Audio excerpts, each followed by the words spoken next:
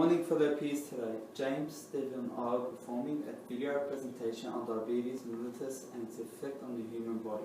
Stephen will be discussing the prevalence and causes of diabetes, while James will outline prevention and management strategies, and finally I will be concluding the video presentation. Diabetes mellitus is a serious, complex condition. According to Diabetes Australia, a chronic condition is described to be a long life disease. Diabetes mellitus is a non-communicable disease and characterized by intense hypoglycemia caused by reduced insulin secretion in the body and increased insulin resistance.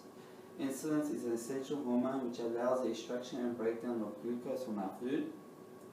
This complication does not give the body the ability to break down enough glucose to provide enough energy we need for day-to-day life. According to the Australian Institution of Health and Welfare, there are three main forms of diabetes: type 1, type 2 and gestational diabetes. Type 1 diabetes is unpreventable and can be developed at any age, and is an autoimmune disease and is developed when the immune system begins to destroy insulin-producing cells. Type 2 diabetes is attained when insulin becomes resistant to the body and cannot produce enough to maintain the body weight, which represents 85 to 90% of Australian cases. Type 2 diabetes can be avoided by maintaining a healthy lifestyle.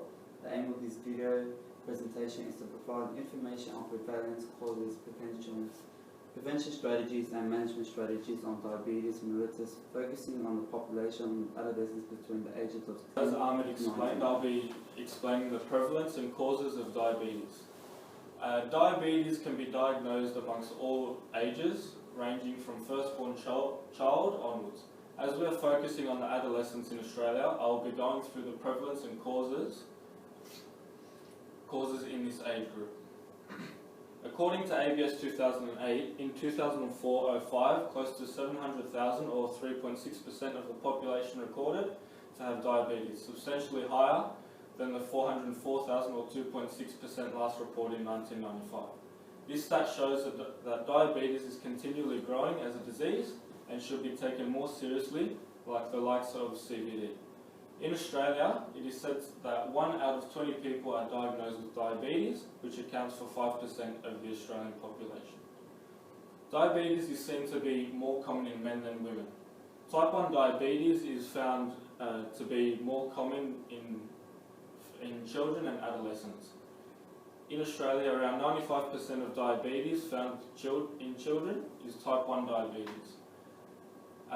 Ages between 10 to 14 account for 45 per 100,000 adolescents which were diagnosed with type 1 diabetes, and between the age of 15 to 19 it is estimated to have 65 people per 100,000 diagnosed with type 1 diabetes. As said before, type 1 diabetes, we're focusing on the adolescent stage. This shows the dark green being the males and the light green being the females. This is aged from 0 to 75 plus, and it is seen that from 10 to 14 and 15 to 19 that they have the highest rate of diagnosis per 100,000 in the population. So it's seen that 10 to 14, the males and females are above 35, and the 15 to 19 are seen, well, mainly males are above 20. Type 2 diabetes is seen to be the less common type found in adolescents in Australia. Though this is the case, it is the most preventative type of diabetes. This is due to type 2 diabetes being related to a person's lifestyle and their lifestyle choices. This could include socioeconomic status, diet, nutrition, as well as physical activity. In Australia, among young people, the risk of type 2 diabetes rose with increasing age, from an average annual rate of new cases of 3 per 100,000 in the 10 to 14 age bracket to 8 per 100,000 for those aged 15 to 19. These stats show that in Australia, type 2 diabetes is continually growing in the youth population, that it is becoming a high priority disease in Australia. So now I'll be going through the causes of type 1 and type 2 diabetes. The causes of type 1 and type 2 diabetes is different in many ways. According to the National Institute of Diabetes and Digestive and Kidney Disease, 2013, type 1 diabetes is caused by lack of insulin due to the destruction of insulin producing beta cells in the pancreas. Certain causes that affect type 1 diabetes is mainly focused on family history of the disease. Type 2 diabetes Type 2 diabetes is what we will be focusing on, as it is the most preventative type of diabetes. Type 2 diabetes is mainly focused on the lifestyle and lifestyle choices of a person, so that there are many risks involved. According to the American Diabetes Association 2005, the main risk factors affecting youth from type 2 diabetes include obesity, which is the main factor, being physically inactive, having family history of type 2 diabetes, and people who have an Aboriginal or Torres Strait Islander background. Main factors that are making adolescents vulnerable to type 2 diabetes is due to having an unhealthy diet and lack of physical activity can lead to disease such as obesity, thus increasing the risk of type 2 diabetes. According to Better Health Victoria 2013, being overweight lowers levels of physical activity, unhealthy eating habits, and cigarette smoking. This plays a major part in the cause of type 2 diabetes in adolescents. So now I'll pass it on to James. Yeah! Alright, so this graph shows the prevalence of diabetes. This part here, the upper part, it focuses on the cities, so major cities and outer cities. Although it's quite similar, it does play a big impact on the prevalence of diabetes. But what we're focusing on is a low socioeconomic status, and it's seen from group 1, above 10% of males are diagnosed with diabetes, where with group 5, with a higher socioeconomic status, have below 5%. So this is due to having better jobs, better income, better access to health, and better access to better foods. And now, what? Oh, sorry, didn't see you there. What's up? My name is James, and I'm here to talk about type 2 diabetes. As we have discussed, diabetes is a serious condition, but it's also a preventable disease. It can be prevented through a regular amount of physical activity. It is recommended that 210 minutes of moderate exercise per week is really the minimum level that everyone should be getting. You can do push-ups, you can do pull-ups, you can walk around the block.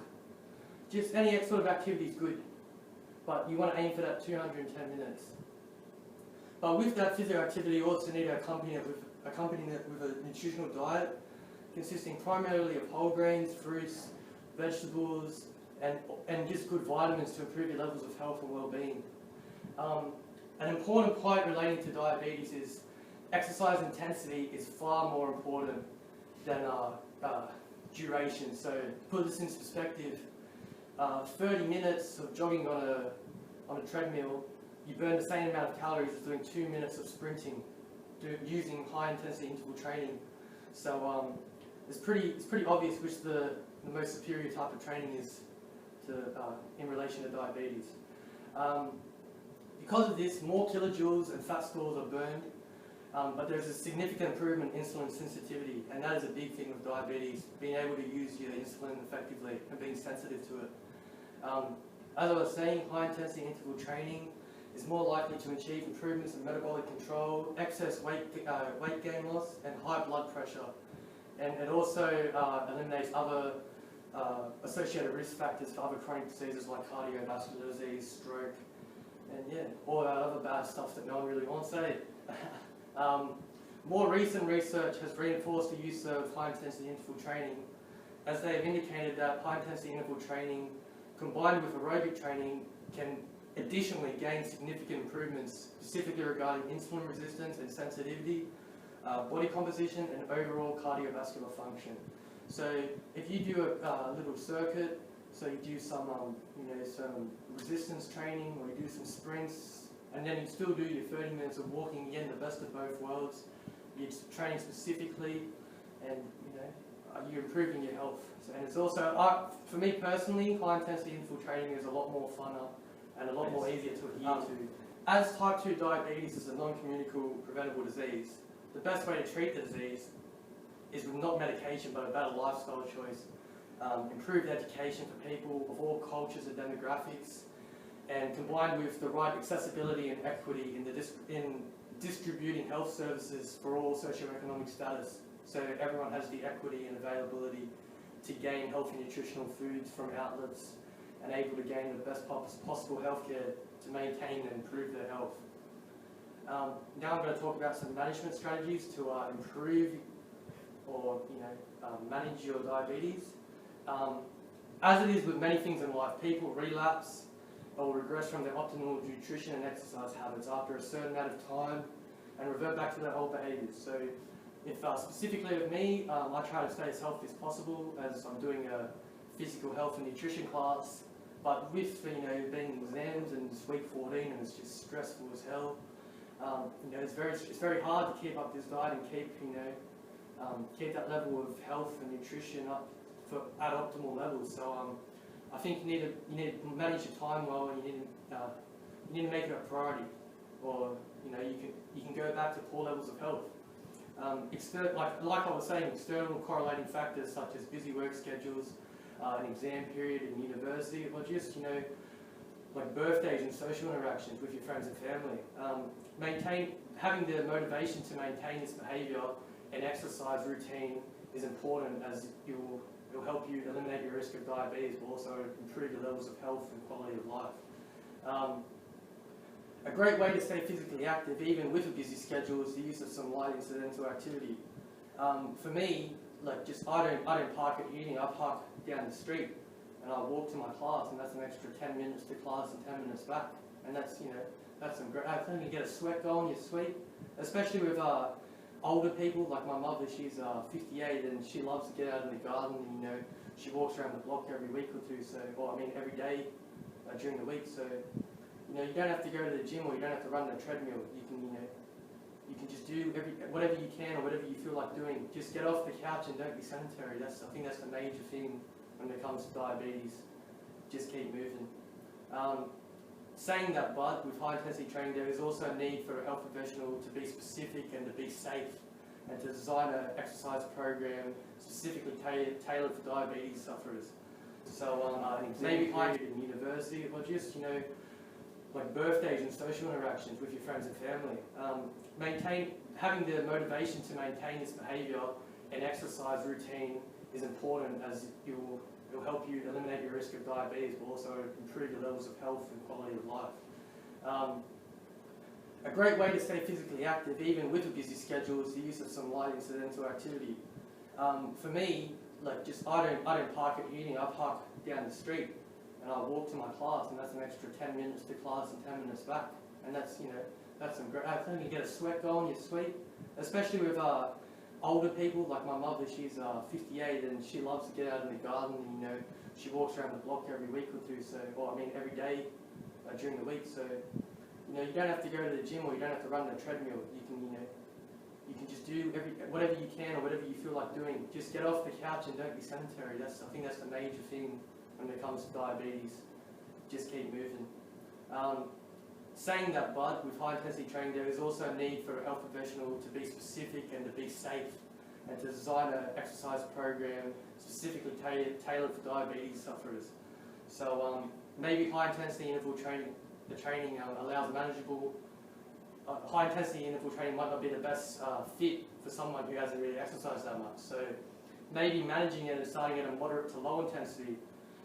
This could potentially better utilise a person's skills, and it might help them, gain success and motivation, which will likely help them or make them adhere to follow, the continual exercise and the follow up with their nutrition and all that. And yeah, I hope you had a good time listening to me. Take care. To conclude, as said by my previous colleagues, the chronic condition diabetes may be a long life-threatening condition which will cause a heavy toll on the body. With the correct education, the condition may be prevented and managed. This is done by identifying the risk factors of diabetes and living a general lifestyle. And now for a question for you.